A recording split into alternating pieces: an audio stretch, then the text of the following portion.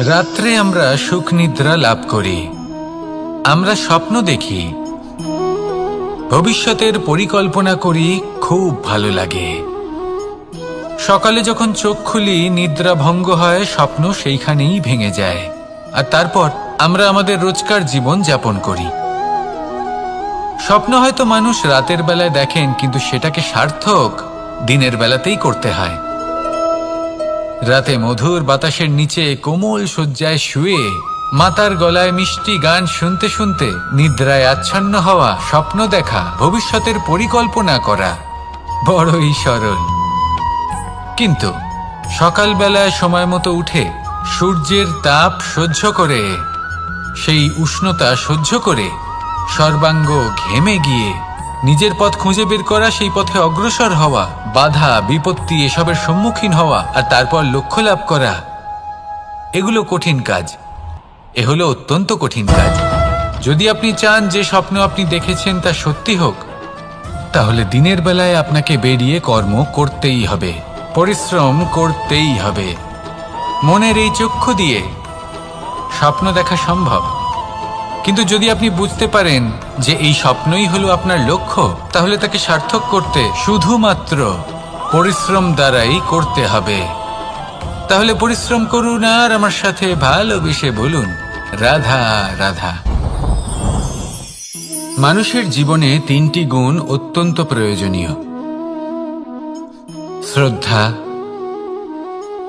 বিনম্রতা, যোগ্যতা। যদি জ্ঞান লাভ করতে চান তাহলে শ্রদ্ধার প্রয়োজন, যদি মান লাভ করতে চান তাহলে স্বভাবে বিনম্র হওয়া প্রয়োজন, আর যদি মনোবাঞ্ছিত স্থান লাভ করতে চান তাহলে যোগ্যতার প্রয়োজন। বিষয়টা সহজ। শ্রদ্ধা আপনাকে জ্ঞান দেবে, নম্রতা আপনাকে মান, আর যোগ্যতা উচিত স্থান দেবে। কিন্তু যদি আপনি এই তিনটি গুণ সম্মিলিত করেন, তাহলে এমন কিছু লাভ করবেন যা এই সব কিছুর থেকে অনেক ঊর্ধ্বে। সম্মান। আর এ হলো সেই সম্মান যা প্রত্যেক মানুষের নিজের জীবনে লাভ করতে চেষ্টা করা উচিত, কারণ এই হলো সেই সম্মান যার কারণে আপনি চলে যাওয়ার পরেও এই সংসার আপনাকে ভালোবাসবে আর মনে রাখবে। আসুন আমার সাথে ভালোবেসে বলুন, রাধা রাধা। আকাঙ্ক্ষা কখন লোভে পরিণত হয়ে যায় তা কেউ বলতে পারে না।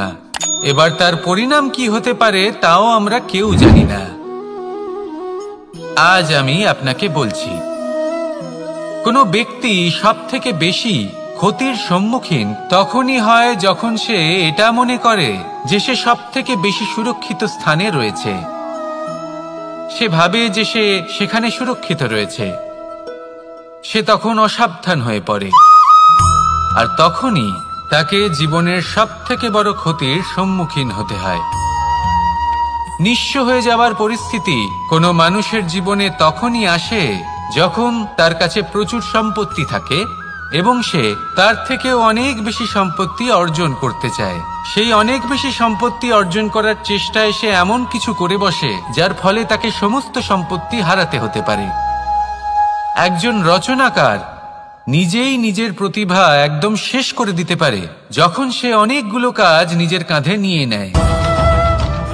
একটা গুরুত্বপূর্ণ কথা সবসময় মনে রাখবেন, আজ আপনি যেখানেই থাকুন না কেন, যেমনই যে কোনো স্থানেই থাকুন না কেন, এর পেছনে আপনার আকাঙ্ক্ষার একটা বিশাল ভূমিকা রয়েছে। কিন্তু মনে রাখবেন, আপনাকে শিখতে হবে যে কখন আর কিভাবে নিজের উচ্চাকাঙ্ক্ষাগুলিকে লাগাম পরাতে হবে, কারণ এটা অত্যন্ত আবশ্যক। তাই আসুন আর আমার সাথে ভালোবেসে বলুন, রাধা রাধা। অনেক সময় আমরা জীবনে অনেক মানুষকে এমন বলতে শুনে থাকি যে আমি অসফল হয়েছি কারণ আমার সময় ভালো যাচ্ছিল না।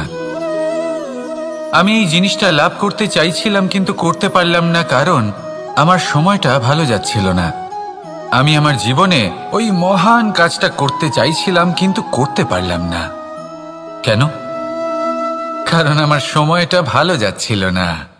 কিন্তু যে মুহূর্তে ভালো সময় আমার জীবনে আসবে, আমি সব কিছু প্রাপ্ত করব। এমন প্রায় প্রত্যেকেই বলেন। আসুন একটা কথা বোঝা যাক। একজন মালিকে দেখুন, সে প্রত্যেক দিন গাছের সেবা করে, তাকে জল দেয়, তার যত্ন আত্তি করে। কেন? প্রত্যেক দিন সেই গাছ ফল দেয় না। সঠিক সময় এলে তবেই সেই গাছ ফল দেয়, কিন্তু প্রত্যেক দিন মালি তার সেবা করে, তাকে যত্ন করে। শুধুমাত্র তখন করে না যখন সেই গাছ ফল দিতে সক্ষম। আর যদি মালি গাছের যত্ন প্রতিদিন না করে, তাহলে হয়তো সেই গাছ ফল দিতেই পারবে না। এটাই হলো আমাদের জন্য একটা শিক্ষা। যখন সময় আমাদের জন্য অপেক্ষা করে না, তখন আপনি সময়ের জন্য কেন অপেক্ষা করছেন? ভালো সময়ের জন্য অপেক্ষা করবেন না। ভালো এবং শুভ কর্ম দ্বারা ভালো সময়কে নিজের কাছে টেনে আনুন। নিরন্তর কর্ম করুন, পরিশ্রম করতে থাকুন। শুভ সময় আপনা থেকেই আপনার কাছে আসবে। আসুন আমার সাথে ভালোবেসে বলুন, রাধা রাধা। মানুষের এই সংসারে জীবনযাপন করার জন্য কিছু জিনিসের প্রয়োজন পড়ে। এমন কিছু আবেগ, এমন কিছু বস্তু আছে যেগুলো তার প্রয়োজন হয়। কিন্তু সব থেকে বেশি যে জিনিসটা তার প্রয়োজন হয় সেটা হলো সম্মানের। আমাদের ভালো লাগে যখন কেউ আমাদের সম্মান করে। আমরা কাউকে সম্মান করলে তারও সেটা ভালো লাগে। কিন্তু আপনি দেখবেন যে সংসারে বেশিরভাগ মানুষ দুটি মাপদণ্ডের ভিত্তিতে সম্মান করেন। হয় বয়স দেখে করেন বা উপার্জন দেখে, অর্থাৎ সেই ব্যক্তি কতটা উপার্জন করেন। এবার ভেবে দেখুন, এটা আবশ্যক নয় কারোর বয়স যদি বেশি হয় তার বুদ্ধিও ততটাই বেশি হবে। আবশ্যক এটাও নয় যে কোনো ব্যক্তি যদি অত্যন্ত ধনী হন বা তার মনও নির্মল হবে বা তিনি সৎকর্ম করবেন বা এমন কোনো কর্ম করবেন যাতে উনি সম্মান লাভ করতে পারেন। হতে পারে উনি ধনী কিন্তু দুশ্চরিত্র। সেই জন্য বয়স বা উপার্জন দেখে কোনো ব্যক্তিকে সম্মান করবেন না। কর্ম দেখুন। যদি গভীরভাবে ভেবে দেখেন তাহলে দেখবেন যদি কোনো মানুষ কোনো সৎকর্ম করেন তাহলে তার প্রতি হৃদয় থেকে সম্মান জাগ্রত হয়। এটাই হলো সেই সম্মান যা অর্জন করতে হবে। বয়স আজ আছে, কাল আরো বৃদ্ধি পাবে। উপার্জন আজ আছে, কাল সেটা কমে যেতেও পারে। কিন্তু যদি আপনি নিরন্তর শুভকর্ম করতে থাকেন তাহলে আপনি মৃত্যুর পরেও অমর হয়ে থাকবেন। আসুন আমার সাথে ভালোবেসে বলুন, রাধা রাধা। পাপ এবং পুণ্য, এই দুই হলো সংসারের এমন দুই বিন্দু যাকে কেন্দ্র করে এই সংসারের চক্র ঘুরতে থাকে। আমরা যদি কোনো কর্ম বিচার করি, হয় পুণ্য নয় পাপের দৃষ্টিভঙ্গি দিয়ে, এটা হয় পুণ্য না হলে পাপ। কিন্তু এই পাপ এবং পুণ্য এই দুই নির্ভর করে প্রত্যেক মানুষের ওপর, তার চিন্তাধারা, তার পরিস্থিতির ওপর। ধরুন এমন একজন মানুষ যিনি অনেক দিন ধরে বনে পথ হারিয়েছেন, অনেক দিন হয়তো উনি কোনো খাবার খাননি। এবার এমন পরিস্থিতি চলে এসছে যে এবার যদি উনি খাবার না খান তাহলে হয়তো জীবিতই থাকবেন না। আর এমন অবস্থায় ওনার সামনে যদি কোনো প্রাণী আসে তাহলে তাকে শিকার করা, এটা কিন্তু তার কাছে পাপ নয়। এটা তো জীবিত থাকার একমাত্র উপায়। এটা তার কাছে পুণ্য সম। আর যদি আমি এমন একজন ব্যক্তির কথা বলি যিনি সরল, যিনি একটি সুখী, শান্ত, সুরক্ষিত জীবনযাপন করছেন, তার কাছে কিন্তু এটা পাপ। এইরকমই এই সংসারে ভিন্ন ভিন্ন পরিভাষা আছে পাপ এবং পুণ্যের। তার মধ্যে যদি আমি আপনাকে একটি সরল পরিভাষা দিই, সেটা হলো জীবনে যখনই কোনো কর্ম করবেন সেটা নিয়ে একটু ভেবে দেখুন যে এই যে কাজটা আমি করছি তার ফলে এই যে অন্য মানুষেরা আছেন এই সংসারে, তারা কি দুঃখ পাবেন? যদি তারা দুঃখ পান তাহলে সেটা পাপ। যদি আপনি এমন কোনো কর্ম করেন যার ফলে অন্যরা প্রসন্নতা লাভ করেন, তাদের মুখে হাসি ফুটে ওঠে, যদি তারা প্রেরিত হন, জীবনে সামনে এগোতে পারেন, তাদের বিকাশ হয়, তাহলে এটা হলো পুণ্য। তাই জীবনে সবসময় পুণ্য করতে থাকুন আর আমার সাথে ভালোবেসে বলুন, রাধা রাধা। বনস্পতি ফলনের জন্য আমাদের কিসের প্রয়োজন পড়ে? একটু ধরিত্রীর, একটু পরিশ্রমের আর একটা বীজের। এবার যদি মানুষের কথা বলি তাহলে এখানে ধরিত্রী হলো মানুষের এই জীবন, যেখানে মানুষ নিজের ইচ্ছের ফল ফুল ফলন করতে চায়। পরিশ্রম হলো আমাদের কর্ম, আর বীজ হলো আমাদের নির্বাচন। আমাদের বেছে নিতে হবে যে আমরা কি বপন করব, আম নাকি ফণি মনসা। এর মধ্যে আমরা কি পেতে চাই? রসালো ফলের ফলন চাই নাকি কাঁটার ফলন চাই, তা আমাদের উপর নির্ভরশীল। কিন্তু একটা কথা ঠিক, লক্ষ্য যেমনই হোক না কেন, জীবন যেমনই হোক না কেন, যদি আপনি লক্ষ্যের দিকে এগোতে থাকেন তাহলে কর্মের সাথে খামখেয়ালি আচরণ করতে পারবেন না। যদি আপনি এমন করেন তাহলে এটা আপনাকে একটা অনুচিত লক্ষ্যে পৌঁছে দেবে, সেটা কিন্তু নিশ্চিত। সবসময় এটা মনে রাখবেন, কর্মের সাথে খামখেয়ালি হবেন অর্থাৎ কর্মফলও আপনার সাথে খামখেয়ালি হবে। তাহলে নিষ্ঠার সাথে কর্ম করতে থাকুন আর নিজের লক্ষ্যকে প্রাপ্ত করুন। আর আমার সাথে ভালোবেসে বলুন, রাধা রাধা। অগ্নি চতুর্থ তত্ত্ব, সব থেকে বেশি গুরুত্বপূর্ণ কিন্তু তার থেকেও বেশি ভয়াবহ। কখনো অগ্নিকে নিয়ন্ত্রিত রূপে উনুনে জ্বলতে দেখেছেন? এই অগ্নি আমাদের খাবার বানাতে সাহায্য করে, যা আমাদের শক্তি প্রদান করে। কিন্তু এই অগ্নি যখন বিচলিত হয়ে, অনিয়ন্ত্রিত হয়ে কোনো বনের আগুন হয়ে ওঠে, তখন মহা বিনাশ ঘটে যায়। আপনারই অন্তরের ঊর্জা হলো এই অগ্নি। এটা আপনার শক্তিও, আপনার ক্রোধ। একে ব্যবহার কিভাবে করবেন তা আপনারই হাতে। যদি কোনো ব্যক্তি নিজের অন্তরের এই ঊর্জাকে ব্যবহার করেন শক্তির রূপে, তাহলে সে বিকাশ ঘটাতে পারে, নির্মাণ ঘটাতে পারে।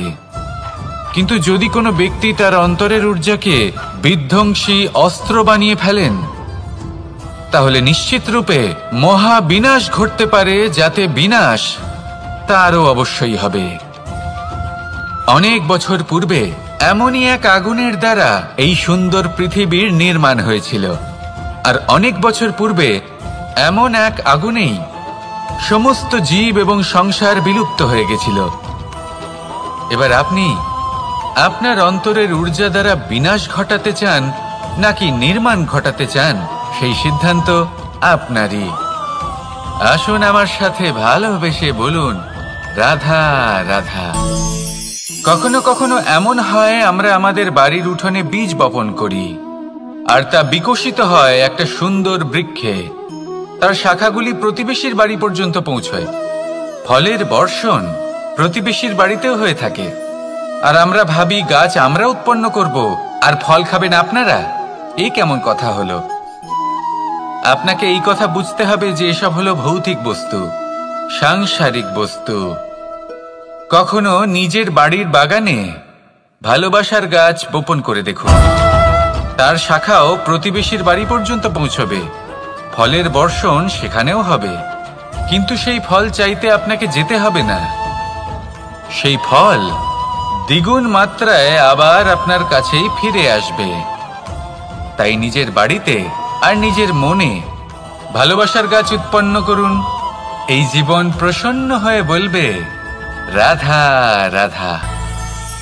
অ দিয়ে অন্ত, আ দিয়ে আরম্ভ, এই দুইয়েরই রাশি সমান। যদি আপনি মন দিয়ে দেখেন তবে দেখবেন এদের সম্পর্ক খুবই নিবিড়। কিভাবে? যখন কোনো কিছু শুরু হয় এটা নিশ্চিত হয়ে যায় যে তা সমাপ্তও হবে। আরম্ভই যদি না হয় তা সমাপ্তও হবে না। যা আরম্ভ হয়েছে তার সমাপ্তি হলো অবশ্যম্ভাবী। এটাই হলো প্রকৃতির নিয়ম, একে এড়ানো যায় না। এবার এই কথা আমরা সকলে জানি। এবার মানুষ কি ভাবে যে সমাপ্তির পরে কি হতে পারে, এর উত্তর তাদের কাছে নেই। তাদের উচিত অন্য কোনো বিষয় ভাবা যা বেশি গুরুত্বপূর্ণ। এবার মানুষ এটা জানে না যে মৃত্যুর পরে কি হতে পারে, কিন্তু এই কথা অবশ্যই জানে যে জন্ম থেকে মৃত্যু পর্যন্ত এই সময়, যাকে আমরা জীবন বলে থাকি, এই সময় আমরা কর্ম করতে পারি। এই কথা তো আমরা জানি। তাহলে এমন কি কর্ম করা যেতে পারে যা আমাদের সমাপ্তির পরও আমাদের প্রাসঙ্গিক করে রাখতে পারে, এই বিষয়ে ভাবা উচিত। যে জন্মগ্রহণ করেছে তার মৃত্যু হবেই, এটা সাধারণ বিষয়। কিন্তু ইতিহাস আজও সেই সকল মানুষজনকে স্মরণ করেন যাদের এই সংসার তাদের মৃত্যু নয়, বরং তাদের জীবনকালে যে কর্ম তারা করেছেন তার দ্বারা মনে রাখেন। সেই কর্মের কারণে এই সংসারে তাদের নাম, তাদের কর্ম, তাদের ব্যক্তিত্ব, তাদের কীর্তি অমর হয়ে থাকে এবং থাকবে। আপনার কাছে এতটা সময় নেই যতটা আপনার মনে হচ্ছে আপনার কাছে আছে। সেই জন্য যত শীঘ্র সম্ভব শ্রেষ্ঠ কর্ম করুন, যতটা পারবেন ততটা অধিক সুকর্ম করুন। এই সংসারে নিজেকে অমর করে তুলুন আপনার মৃত্যুর পরেও, আর আমার সাথে ভালোবেসে বলুন রাধা রাধা।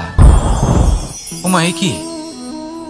আমি কখন থেকে এখানে অপেক্ষা করছি, হাত পেতে দাঁড়িয়ে রয়েছি যাতে একটা ফল আমার হাতে এসে পড়ে এবং সেটা আমি খেতে পারি। কখন থেকে অপেক্ষা করছি, কিন্তু সেটা হচ্ছেই না। এবার আপনি বলবেন যে এসব কি বলছি, এ কি অদ্ভুত কথা বলছি। যদি ফল খেতে হয় তাহলে আমাকে বৃক্ষে চড়তে হবে, ফলের কাছে পৌঁছতে হবে, তবেই তো ফল পাবো। এবারে এটা অত্যন্ত সহজ ব্যাপার, কিন্তু এই বিষয়টা আপনি নিজের জীবনের প্রসঙ্গে ভেবে দেখুন। লক্ষ্য কোথায় আছে আপনি জানেন, সেই লক্ষ্যে পৌঁছানোর পথ কি সেটাও আপনি জানেন, সেই পথে চলার ক্ষমতাও আপনার রয়েছে, কিন্তু তাও আপনি নিজের লক্ষ্য লাভ করতে পারছেন না। কেন? কারণ আপনি অপেক্ষা করছেন যে লক্ষ্য আপনার সামনে চলে আসবে, কিন্তু তা হয় না। লক্ষ্য সে যাই হোক না কেন, ধন হোক, প্রেম হোক, কোনো সম্মান হোক বা মোক্ষ হোক, যদি আপনি তার দিকে অগ্রসর না হন তাহলে ফল প্রাপ্তি অসম্ভব ব্যাপার, তা কোনোদিনই হবে না। সেই জন্য আপনার চোখের সামনে আপনি যদি নিজের লক্ষ্যকে দেখতে পান তাহলে উঠুন এবং সেই দিকে অগ্রসর হতে শুরু করুন। নিজের অন্তরের সকল অশুভ গুণ দূর করুন, অলসতা ত্যাগ করুন, অজ্ঞানতা ত্যাগ করে দিন এবং চলতে থাকুন। অবশ্যই মনোবাঞ্ছিত ফল লাভ করতে পারবেন। মনে রাখবেন, চলতে থাকলে তবেই লক্ষ্য প্রাপ্তি হবে। অপেক্ষার দ্বারা শুধুমাত্র মৃত্যু লাভ হবে। আসুন আমার সাথে ভালোবেসে বলুন রাধা রাধা। পাখি কখন জন্ম নেয়, কখন উড়তে শেখে, কখন বাসা বানাতে শেখে, কখন নিজের মৃত্যু লাভ করে, এসব আমাদের মধ্যে কেউ জানি না। কিন্তু পাখি একটা কথা খুব ভালো করে জানে, যে এই সংসারেও যা কিছুই করুক না কেন, এই সংসারের ওকে নিয়ে কিচ্ছু যায় আসে না। এবার আমরা কি করি? কোনো কাজ করার আগে আমরা এটা ভাবি যে এই সংসার যদি আমাকে দেখে ফেলে তাহলে কে জানে এই সংসার কি ভাববে, আমার প্রতিচ্ছবি কেমন তৈরি হবে কে জানে, কে জানে কি হবে আদি ইত্যাদি। এই সব ভাবনায় আমরা মগ্ন হয়ে যাই। কিছুটা এমন ভাবে মগ্ন হই যে বর্তমানের কর্মের এই জীবনের যাত্রাপথে সেই সময়ের আনন্দ উপভোগ করতে ভুলে যাই।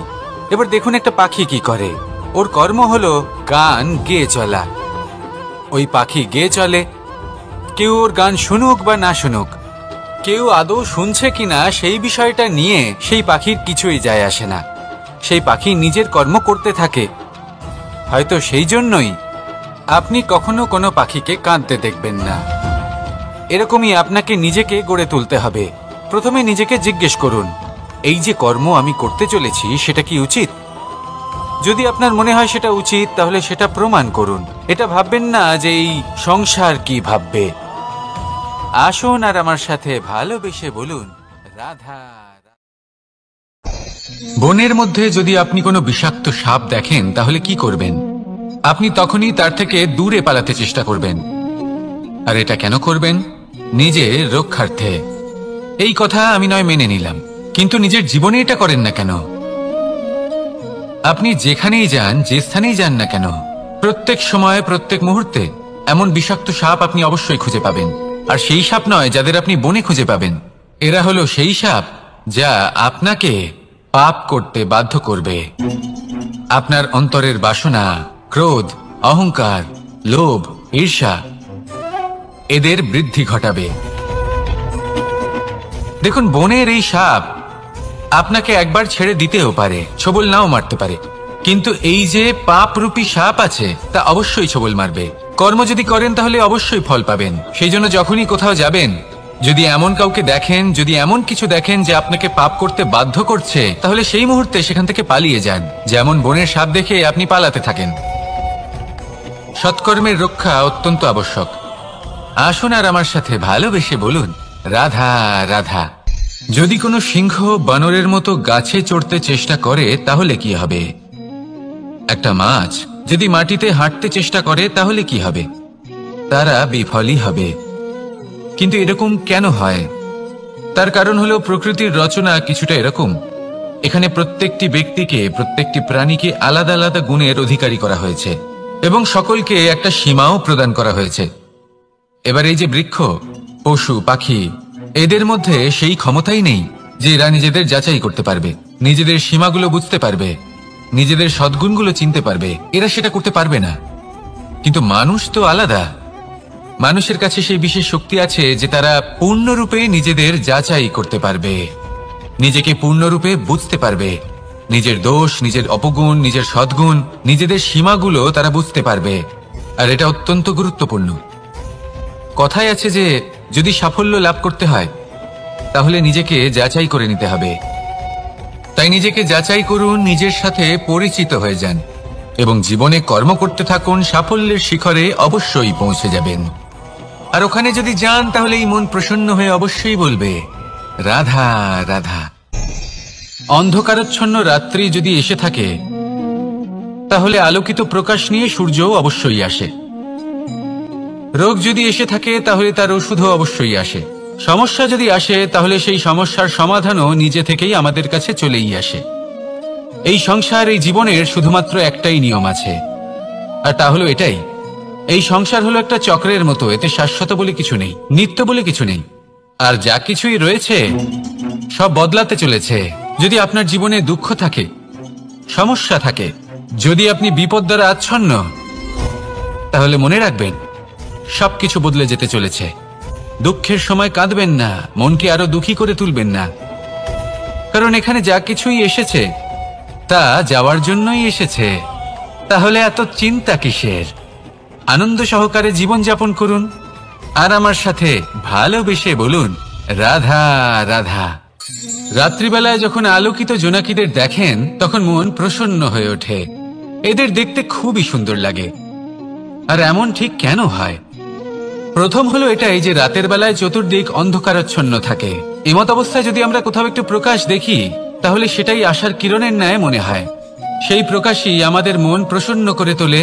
আর সেই জন্য যে সকল মানুষ রাতের বেলায় কোনো জোনাকি দেখতে পান তারা প্রসন্ন হয়ে যান।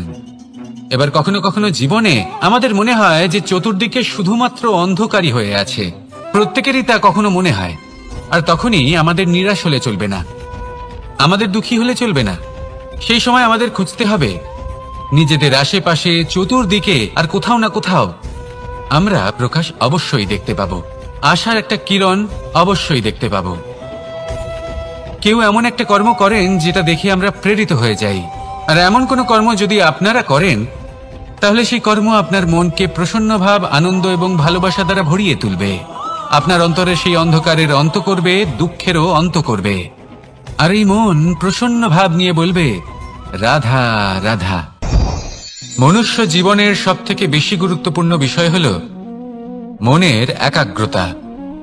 এই সংসারের যে কটি মহান কার্য সম্পাদন হয়েছে তা হল মনের এই একাগ্রতার একমাত্র ফল।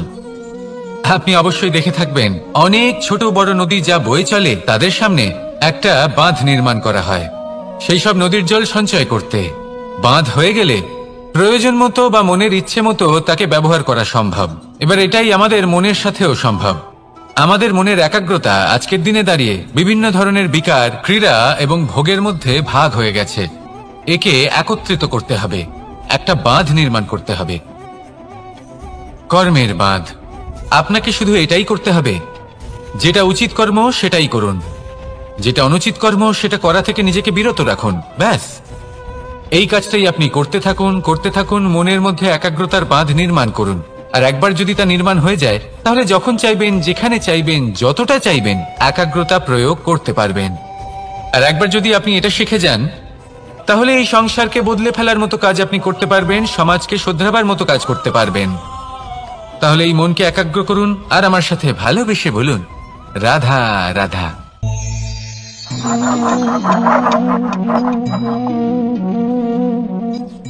কোনো ব্যক্তিকে নিশ্চয়ই দেখেছেন যিনি নিজে কাঠ কাটার এই কাজে নিপুণ এবং অভিজ্ঞ। এবার আপনারা দেখবেন যে তার মনোযোগ সমস্ত কাঠের ওপর থাকে না, তার মনোযোগ থাকে শুধুমাত্র একটা কাঠের ছোট্ট একটি অংশের ওপর, যেখান থেকে তার টুকরো করা হচ্ছে। কিন্তু সেটা উনি কেন করেন? যদি এটা উনি না করেন তাহলে সেই কাঠ সঠিক পদ্ধতি এবং তাড়াতাড়ি কাটা যাবে না। জীবনেও তাই হয়ে থাকে। আপনি হয়তো কোনো লক্ষ্য স্থির করেছেন বা পথ নির্বাচন করেছেন বা কাজ স্থির করেছেন যেটা আপনি করেই ছাড়বেন। তাহলে নিজের সম্পূর্ণ মনোযোগ শুধুমাত্র তার উপর কেন্দ্রীভূত করুন। যদি আপনার মন এদিক ওদিক তাকাতে থাকে, অস্থির হয়ে পড়ে, বিচলিত হয়ে পড়ে, যদি তা হয়ে থাকে তাহলে আপনি অবশ্যই অসফল হবেন। তাই কর্মঠ থাকুন, নিরন্তর কর্ম করতে থাকুন এবং পূর্ণ মনোযোগ দিয়ে নিজের কাজ করুন। নিজের পথে অগ্রসর হন বা নিজের লক্ষ্য প্রাপ্ত করতে চেষ্টা করুন। তারপর দেখুন কি হয়, কিভাবে উচিত পথে এবং তীব্র গতিতে আপনার লক্ষ্য আপনার কাছেই পৌঁছে যায়। আর আপনার এই মন প্রসন্ন হয়ে বলে, রাধা রাধা। কখনো কোনো নদীকে দেখেছেন? একই আকার, একই স্থান, শুধু প্রবাহিত হতে থাকে। এর মধ্যে কখনো কোনো অপদ্রব্য ফেলে দেখুন, দেখবেন সেটা বেশিক্ষণ সেখানে থাকে না। সেটা নদীর সাথে বইতে থাকে আর বয়ে যেতে যেতে সাগরে সমাহিত হয়ে যায়, আর শেষ পর্যন্ত সাগর সেটাকে তটে ফেলে দেয়। কিছুটা এমন হওয়া উচিত আমাদের বিচারধারাও। এক স্থানে তা স্থগিত হওয়া উচিত নয়, এটা সবসময় প্রবাহমান হওয়া উচিত। তবেই আমাদের চেতনা, আমাদের মূল্যবোধ এবং আমাদের স্মৃতি, এই তিনটি শ্রেষ্ঠ থাকবে। আর এটাই হলো পুকুর এবং নদীর মধ্যে পার্থক্য। নদীতে জল সবসময় বয়ে চলে, সেই জন্য পবিত্র থাকে, শুদ্ধ থাকে এবং পরিষ্কার থাকে। আর সেখানে এই পুকুরের তলদেশে সব জমা হতে থাকে, আর সেই জন্য তা অপবিত্র হয়ে যায়। তাই সবসময় এই বিচারধারা প্রবাহমান রাখুন। যদি মনে কোনো ভাবনা চলে আসে, সেখানেই থেকে যায় এবং বিদ্যে থাকে, তাহলে তা বের করে দিন, তাকেও বয়ে যেতে দিন, এবং তার যা উত্তর হবে তা সময়ের সাথে আপনার সামনেই চলে আসবে। শুধুই নদীর মতো প্রবাহমান হন আর আমার সাথে ভালোবেসে বলুন, রাধা রাধা। এই সংসারে সাফল্য লাভ করার জন্য জ্ঞানের প্রয়োজন হয়, পরিশ্রমের প্রয়োজন হয়, দৃঢ় নিষ্ঠার প্রয়োজন হয়, নিরন্তর চেষ্টা করা প্রয়োজনীয়। কিন্তু আরো কিছু আছে যা অত্যন্ত প্রয়োজনীয় এবং গুরুত্বপূর্ণ। তা হলো ভালো বন্ধু। তাদের থাকা অত্যন্ত প্রয়োজনীয়। যদি ভালো বন্ধু থাকে তাহলে সময় এলে তারা ঢাল হয়ে আপনাকে সুরক্ষা করবেন। সময় এলে অস্ত্রের মতো শত্রুকে সংহারও করবেন। যদি তিনি জ্ঞানী হন, তাদের মধ্যে সদ্গুণ থাকে, তাহলে এই সব গুণ আপনার মধ্যেও প্রবেশ করবে। তাহলে সাফল্যের জন্য ভালো বন্ধু পাওয়া অত্যন্ত প্রয়োজনীয়। কিন্তু শুধু বন্ধু কেন, ভালো শত্রুও থাকা প্রয়োজনীয়। এবার আপনি ভাববেন, এ আমি কি বললাম? যদি আপনার জীবনেও ভালো অর্থাৎ শক্তিশালী শত্রু থাকে, তাহলে আপনিও শক্তিশালী হতে থাকবেন। এই শত্রু আপনাকে প্রেরিত করবে আরো বেশি শক্তিশালী হয়ে ওঠার। কখনো কোনো হরিণকে দেখুন, তীব্র গতিতে দৌড়তে থাকে। কেন তীব্র গতিতে দৌড়য়? এই কারণে নয় যে কোথাও তার জন্য মধুর ঘাস অপেক্ষা করে রয়েছে, না। সে এই কারণে তীব্র গতিতে দৌড়য় কারণ সেটা না করলে তার পেছনে একটি সিংহ আছে যে ওকে নিজের ভোজন করে ফেলবে। তাই জীবনে বিপদ, সংকট, এই সবকিছুও হলো অত্যন্ত গুরুত্বপূর্ণ। তার সম্মুখীন হতে শিখুন আর আমার সাথে ভালোবেসে বলুন, রাধা রাধা। আমরা সবাই ফল খাই, কিন্তু আমাদের সেই ফলই প্রিয় হয় যে পরিপক্ক হয়ে ওঠে, যেটা নম্র হয়, আর যে ফল অনেক বেশি মিষ্টি আর সুস্বাদু হয়ে থাকে, যাদের রঙে বাহার দেখা যায়। সেইভাবে জীবনে আমরা নানান মানুষের সাথে পরিচিত হই, কিন্তু সেই মানুষই আমাদের মন ছুঁয়ে যায় যারা বিনম্র স্বভাবের, যাদের বাণী খুব মধুর, যাদের অন্তরে আত্মবিশ্বাসের একটা তেজ, একটা রং দেখা যায়। এবার এমন ব্যক্তি আমরা কি করে হব? ঠিক সেইভাবেই যেমন একটা ফল রোদ, বর্ষা, শীত, বায়ু, এই সকল সংকটময় পরিস্থিতির সম্মুখীন হয়ে পরিপক্ক হয়ে ওঠে, সেইভাবেই মানুষ সংকটময় পরিস্থিতির সম্মুখীন হয়ে পরিপক্ক হয়ে ওঠেন। যদি এই সংকটের সম্মুখীন হন তাহলে অভিজ্ঞ হবেন, আর এই অভিজ্ঞতাই শিক্ষা দিয়ে যাবে। এই অভিজ্ঞতা আমাদের শিখিয়ে দেয় যে আমাদের বিনম্র থাকতে হবে। অহংকার করে কোনো লাভ নেই। মধুর বাণীর যে কি মূল্য তা আমরা শিখতে পারি। এই অভিজ্ঞতাই আমাদের বুঝিয়ে দেয় যে উচিত অনুচিত কোনটা আমাদের দৃষ্টিভঙ্গি তৈরি করে, আর এই দৃষ্টিভঙ্গি দ্বারা আত্মবিশ্বাস জাগ্রত হয়। সেই জন্য জীবনে কখনো বিপদ থেকে দূরে পালাবেন না, সেগুলোর সম্মুখীন হন, অভিজ্ঞতা লাভ করুন, তার থেকে শিক্ষা লাভ করুন, এইভাবেই পরিপক্ক হবেন। আসুন আমার সাথে ভালোবেসে বলুন, রাধা রাধা। ধন সঞ্চয় করা সম্ভব, আর সেই জন্য ধন সব থেকে বেশি মূল্যবান সম্পত্তি নয়। এবার আপনি বলবেন, এ আমি কি বলছি? এই ধন খুব মূল্যবান, আমরা সকলে অর্জন করতে ব্যস্ত। সেটা এই কারণে, কারণ আপনারা জানেন না এই সংসারের সব থেকে বেশি মূল্যবান সম্পত্তি কি। এ হলো সেই সম্পত্তি যা কখনো সঞ্চয় করা সম্ভব নয়। আপনার কাছে যতই ধন থাকুক তা দিয়ে আপনি স্বাস্থ্য লাভ করতে পারেন, বাড়ি কিনতে পারেন, আদি ইত্যাদি, কিন্তু আপনি যতই ধনী হন না কেন, ফেলে আসা দিনের একটা মুহূর্ত আপনি লাভ করতে পারবেন না। এই একটা মুহূর্ত, এই সময়, এটাই হলো সংসারের সব থেকে মূল্যবান সম্পত্তি। একবার চলে গেলে তা কখনোই ফিরে আসে না। আর এই মুহূর্ত যতই চলে যাক না কেন, আমরা স্মৃতির মাধ্যমে সেগুলি যাপন করতে পারি, তার আনন্দ উপভোগ করতে পারি, আর যার সাথে আমরা সময় অতিবাহিত করেছি তার স্মৃতিতে আমরা চিরকাল জীবিত থাকতে পারি। সেই জন্য সময় সব থেকে মূল্যবান সম্পত্তি, তাকে এইভাবে নষ্ট করবেন না। প্রত্যেকটা মুহূর্ত উপভোগ করুন, আনন্দ করুন, আর ভালোবেসে বলুন, রাধা রাধা। কনক, কি সুন্দর একটা শব্দ। এর অনেকগুলো রূপ রয়েছে, অনেকগুলো অর্থও রয়েছে। প্রথম অর্থ হলো স্বর্ণ, অর্থাৎ সম্পত্তি। দ্বিতীয় অর্থ ধুতুরা, অর্থাৎ গাছের ছোট একটা বীজ, যা কিনা অত্যন্ত শক্তিশালী হয়। যদি বেশি মাত্রায় এর প্রয়োগ করা হয় তাহলে এটা বিষময় হয়ে উঠতে পারে। এই হলো সেই ধুতুরা যার প্রয়োগ মহাদেবের পুজোতে করা হয়। এবার প্রশ্ন হলো এটাই যে এই স্বর্ণ এবং এই ধুতুরার মধ্যে মিল কি রয়েছে? মিল হলো এটাই যে এই দুটোই মানুষকে মত্ত করে তোলে। ধুতুরা মানুষকে তখন মত্ত করে যখন তাকে সেবন করা হয়, কিন্তু স্বর্ণ, ধন, সম্পত্তি, মানুষ এটা যতটাই অর্জন করে নেয় সেটাই যথেষ্ট। এই স্বর্ণ মানুষের ভাবনা চিন্তা করার ক্ষমতাকে বশ করে ফেলে। মানুষ সম্পত্তির লোভে মত্ত হয়ে ওঠে, কারণ যে যত চমৎকারী, যতটা অমূল্য হয় তাকে সামলানো কিন্তু ততটাই কঠিন, তাই না? তাই মনে রাখবেন, ধন, স্বর্ণ, সম্পত্তি এগুলো ধুতুরার থেকেও অনেক বেশি বিষাক্ত হতে পারে। তাই এর ওপর আত্মসংযমের একটা কবচ পরিয়ে রাখবেন এবং বিবেকের শক্তির সাথে এগুলো প্রয়োগ করুন, তবেই কল্যাণ হবে। আসুন আমার সাথে ভালোবেসে বলুন, রাধা রাধা।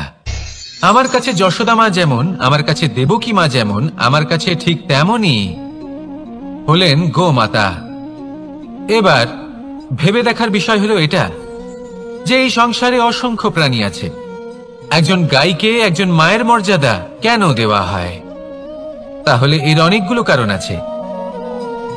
এই গাই অর্থাৎ গোমাতা, এনারা হলেন অত্যন্ত শান্ত, শান্তিপ্রিয়, কখনো কারোর কোনো ক্ষতি করতেই পারেন না। গোমাতা যে দুধ নিজের বাছুরকে পান করান সেই দুধই আমাদেরও দেন। সেই দুধ পান করে আমরা শক্তি লাভ করি। এই দুধ থেকে আমরা মাখন, ঘি, পায়েস, এইসব সুস্বাদু খাবার লাভ করি। গোমাতার গোবর আমাদের জ্বালানি হিসেবে সাহায্য করে, যার ফলে খুব কম সংখ্যক কাঠ ব্যবহার করা যায় এবং বেশিরভাগ জঙ্গল সুরক্ষিত থাকে। গোমাতার গোমূত্র, সেটাও আমাদের কাছে লাভজনক। এর দ্বারা আমরা অনেক রোগ থেকে মুক্তি লাভ করতে পারি। গোমাতা যখন একটি বাছুরকে জন্ম দেন তখন সেই বড় হয়ে আমাদের ক্ষেত কর্ষণ করে। সেই জন্য গাইকেও জীবনে মায়ের মর্যাদা দেবেন। যতটা সম্ভব তাকে সেবা করুন এবং ভালোবেসে তাকে পালন করুন। এই মন নিজে থেকেই প্রসন্ন হয়ে বলবে, রাধা রাধা। মধু কারই না পছন্দ বলুন তো? অত্যন্ত সুস্বাদু হয় এই মধু, মিষ্টি খেতে হয় এবং তার শক্তিও প্রদান করে, এবং প্রত্যেকটি মিষ্টি পদার্থের মতোই এতেও খুব তাড়াতাড়ি পিঁপড়ে ধরে যায়। অন্যদিকে যদি নুনকে দেখি তাহলে বছরের পর বছর রাখলেও এতে পিঁপড়ে ধরে না। এবার যদি কথা বলি বন্ধুত্বের, তাহলে বন্ধুত্ব নুনের মতো হওয়া উচিত, মধুর মতো নয়। যারা সামনে এলে শুধুমাত্র মধুর মধুর কথা বলবে, পরে এতে পিঁপড়ে ধরে যাবে। এটা নুনের মতো হওয়া উচিত। প্রকৃত বন্ধু হলো সে যে সময় এলে পরে আপনার সামনে আপনার প্রকৃত সত্য তুলে ধরবে, তা সে যতই কঠিন হোক না কেন। আপনার দোষ, আপনার অপগুণ, আপনার খামতি আপনাকে বলতে পারবে, যাতে আপনি সেগুলো শুনে মেনে নিয়ে তারপর নিজেকে শুধরোতে পারেন। এটাই হলো প্রকৃত বন্ধুত্ব। কখনো নিজের জীবনের আশেপাশে মন দিয়ে দেখবেন, অনেক সময় এমন মানুষ থাকেন, অনেক বন্ধু থাকেন যাদের দেখে আমাদের মনে হয় যে এনারা খুব কঠোর, এনাদের কথা খুব কটু। কিন্তু বেশিরভাগ এমন মানুষের মনটা যদি বুঝতে পারেন তাহলে দেখবেন তাতে কোনো মালিন্য নেই, এনাদের মন অত্যন্ত পবিত্র হয়। যদি আপনার জীবনেও এমন কোনো ব্যক্তি থেকে থাকে, এমন বন্ধু থাকে, তাহলে তাদের আগলে রাখুন আর আমার সাথে ভালোবেসে বলুন, রাধা রাধা। যতক্ষণ আমরা এই সংসারে জীবিত ততক্ষণ আমাদের সাথে সবকিছু থাকে, আমাদের ধন, সুখ স্বাচ্ছন্দ্য, আমাদের মিত্রগণ, আমাদের পরিবার, এই সমাজ, এই সবকিছু আমাদের সাথে থাকে। যেদিন আমরা এই সংসারকে ত্যাগ করব, এদের মধ্যে কেউ আমাদের সাথে যাবে না, না ধন, না স্বাচ্ছন্দ্য, না সম্পত্তি। এই সকল মানুষ, এই সমাজ, এরা শুধুমাত্রই শ্মশান পর্যন্ত আমাদের সাথে থাকতে পারবেন। তারপরে যদি আমাদের সাথে কিছু যেতে পারে তাহলে তা শুধুই আমাদের ধর্ম। আর এই সংসারে আমরা নিজেদের যে সুনাম রেখে যাই সেটা সম্ভব শুধুমাত্র কর্মের দ্বারা। সেই জন্য সংসারে যতদিন পর্যন্ত জীবিত আছেন, যদি কিছু অর্জন করতে চান তাহলে ধর্ম অর্জন করুন, ধর্মের বিষয়ে স্পষ্টতা অর্জন করুন এবং কর্ম অর্জন করুন। এটাই হবে আপনার অতীত এবং এটাই হবে আপনার ভবিষ্যৎ, এবং এটাই সকলকে প্রেরণা প্রদান করবে। আসুন আমার সাথে ভালোবেসে বলুন, রাধা রাধা।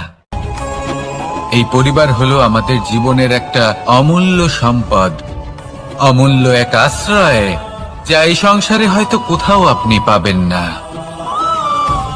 তাই একে আগলে রাখুন। পরিবার সেই গাছ। আসুন আমার সাথে ভালোবেসে বলুন, আর সেই গাছ। আসুন আমার সাথে ভালোবেসে বলুন, রাধা রাধা।